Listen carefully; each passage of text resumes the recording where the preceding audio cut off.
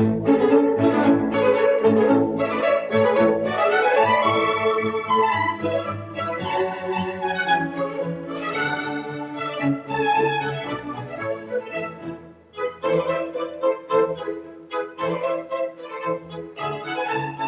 Wisconsin, a small city with a big history.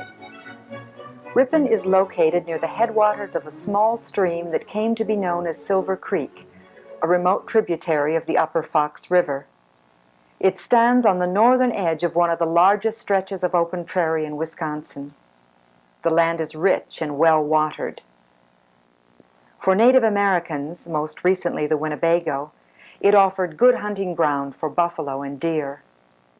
Indian mounds found by later white settlers in the northern part of the city indicated that some Winnebago may have camped in this area, but for the most part, they built their villages near lakes where wild rice was abundant, on Rush Lake to the north, and Big Green and Puckaway to the west.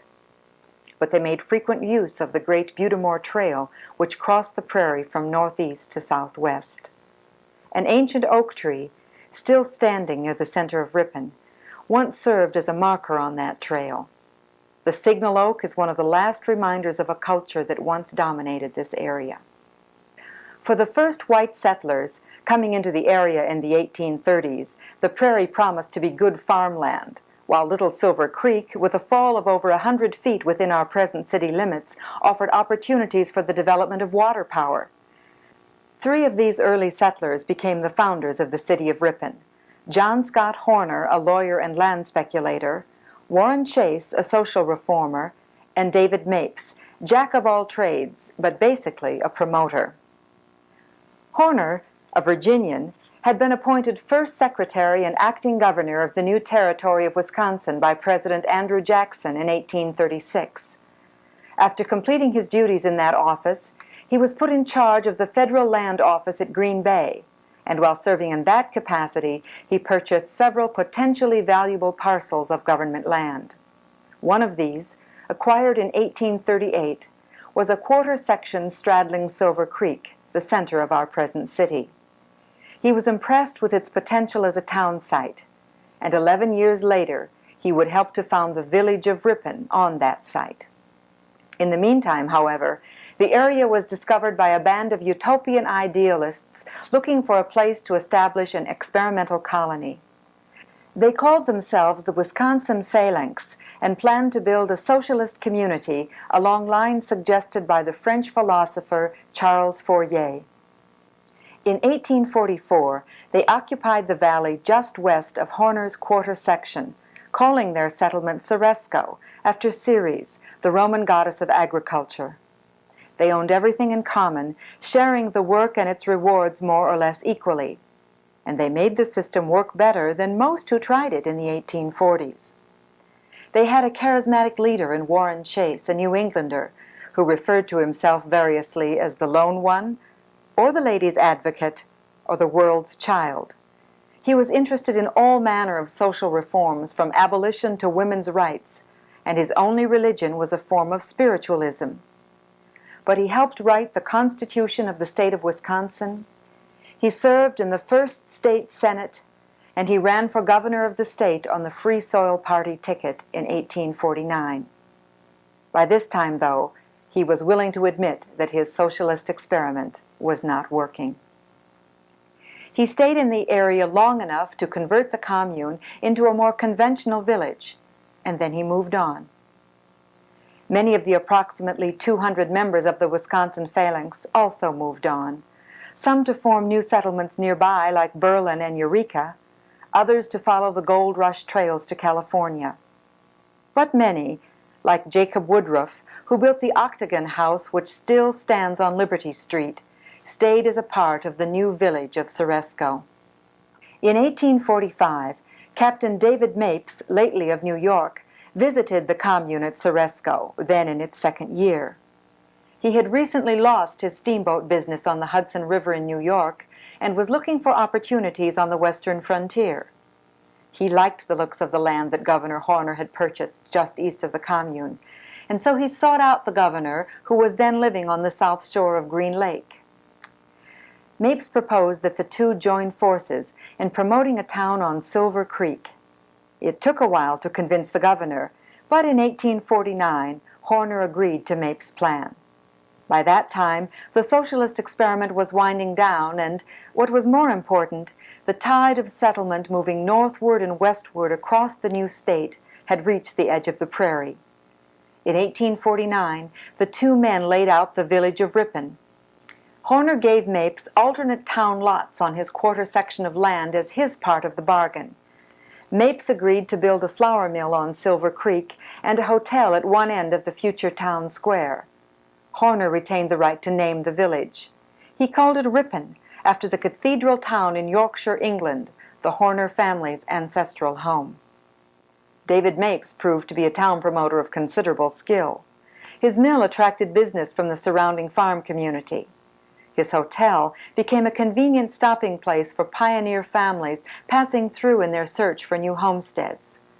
Mapes would interview the pioneers and try to evaluate their potential as citizens of Ripon.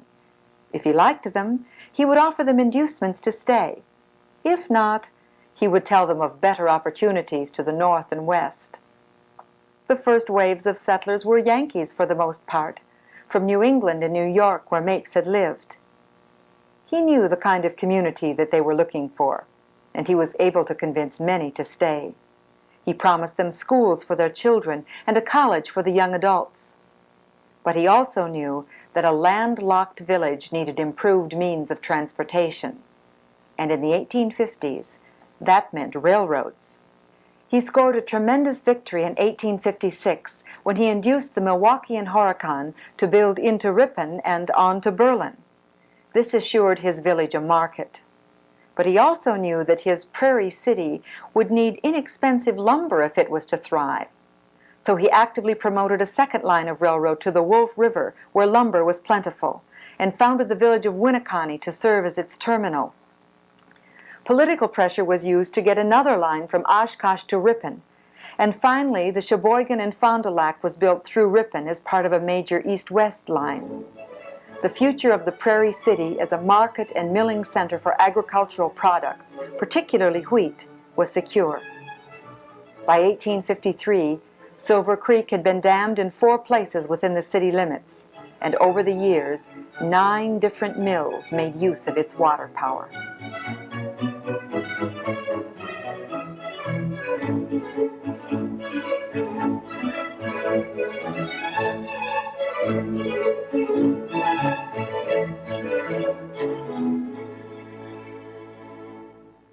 For a time, the villages of Ceresco and Ripon lived side by side as mutually suspicious rivals. But in 1858, the two were combined as the city of Ripon. In fact, the people in the two settlements had much in common. They were predominantly Yankees. They shared the Yankee respect for education, and they shared the Yankee dislike of the Southern institution of slavery. People from both villages had joined together in 1851 to found Brockway College, later Ripon College. Ripon emerged from the Civil War era with a strong agricultural base, a vigorous commercial life, a struggling college, and a Yankee population of about 2,000. But it was still a raw frontier community in many respects. The next quarter century would bring many changes as the city continued to grow and prosper. The newer settlers, however, were more apt to be of German or Polish extraction. They built their own churches and their own schools, and, as we might expect, they were not fully integrated in the community for more than a generation. In many cases, they bought the farms and businesses of Yankee families who chose to move on further west, and in time, they outnumbered their Yankee predecessors. The arrival of these new ethnic groups coincided with a period of economic adjustment for the city of Ripon. Originally geared primarily to the needs of wheat farmers, the business community of Ripon had to face up to the fact that wheat farming was giving way to dairying and a more diversified agriculture. By 1870, the Wisconsin wheat boom was over. Because it had become an important railroad junction, Ripon was able to make the adjustment with comparative ease. Flour milling did not disappear completely, but it was replaced in good measure by canning and other forms of food processing. A variety of light industries was also attracted to the city by the availability of good transportation and the presence of an immigrant labor force with a variety of old world skills. A brewery and knitting works were among the larger establishments of this sort, but smaller shops manufactured gloves and hosiery, carriages and wagons, saddles and harness equipment, windmills, barrels, pickles, cigars, toys, pianos, and organs. In this same period, from about 1870 to 1910, the frontier village transformed itself into a small city. The population grew from about 2,000 in 1860 to around 4,000 in 1890, and then leveled off, remaining at 4,000 until 1940. Downtown Ripon took on a more permanent look as paved streets and sidewalks replaced boardwalks and mud or slush-filled streets. Public utilities provided first gas and water, and then electricity and telephone service. A better equipped volunteer fire department and better building construction put an end to the devastating fires that had threatened to wipe out entire blocks, and sometimes did. The residential districts took on a different look as the fences came down in response to a city ordinance that forbade the running of cattle and pigs through city streets.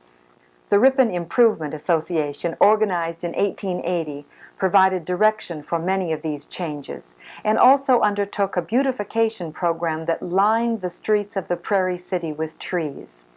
The Ripon Historical Society, founded in 1899, began to collect and preserve the records of the city's heritage. Ripon emerged in the early decades of the 20th century as a stable yet vigorous community with a good economic balance and unusual cultural and recreational opportunities, due in part to the presence of the college and in part to the closeness of a major summer resort at Green Lake, but also to the unspoiled character of its natural surroundings. The big square town, as it liked to call itself, was a fine place to live and to work and to study. It still is. Ripon has changed and continues to change. But change has added to the city's heritage without destroying the reminders of a proud past. Ripon's architectural record is unusually rich and diverse.